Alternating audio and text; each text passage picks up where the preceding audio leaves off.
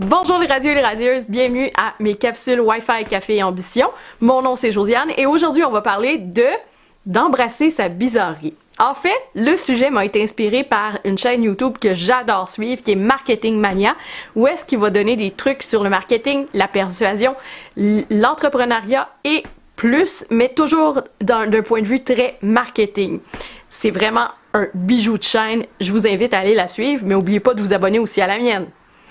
Donc, comment on embrasse sa bizarrerie? Eh bien, c'est de trouver un moyen de se démarquer. Qu'est-ce qui vous qualifie, vous, en tant qu'être humain, comme étant quelqu'un qui a besoin d'attention? Je veux dire, vous dégagez quelque chose. Pourquoi vous vous associez avec tel type de personne plutôt qu'un autre? Donc, tout ça ensemble fait que le marketing peut être aussi tout à propos de votre bizarrerie.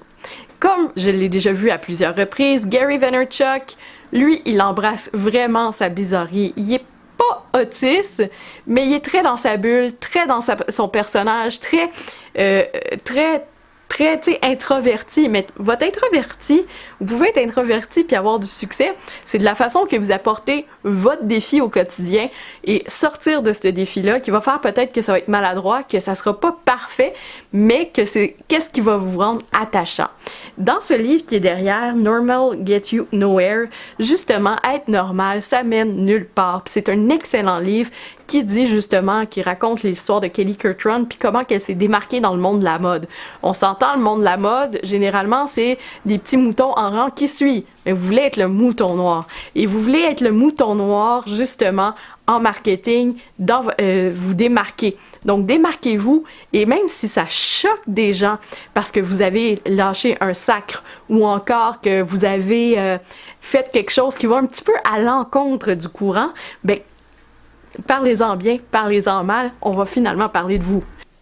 Justement, embrasser sa bizarrerie, ça me fait penser...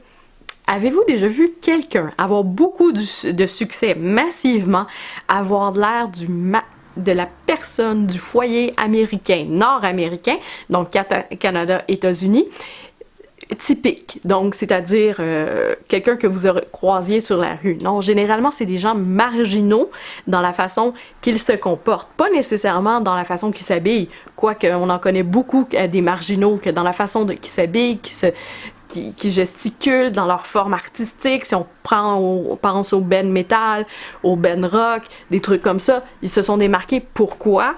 Ben surtout par leur look, d'abord et avant tout, et par leur musique aussi, qui ont changé dans le temps. Donc, tout est une question de look mental, global. Si vous pensez que vous êtes au-dessus, ben soyez au-dessus et dégagez-les aussi dans votre personnalité. Puis je pense que c'est ça qui va faire la différence entre quelqu'un qui réussit ou quelqu'un qui réussit pas. Sur ce, je vous souhaite une bonne fin de journée. On se revoit pour les prochaines capsules Wi-Fi Café Ambition et n'oubliez pas de vous abonner. Puis je vous promets de vous montrer un petit peu de ma weirditude, de ma bizarrerie. Bye bye!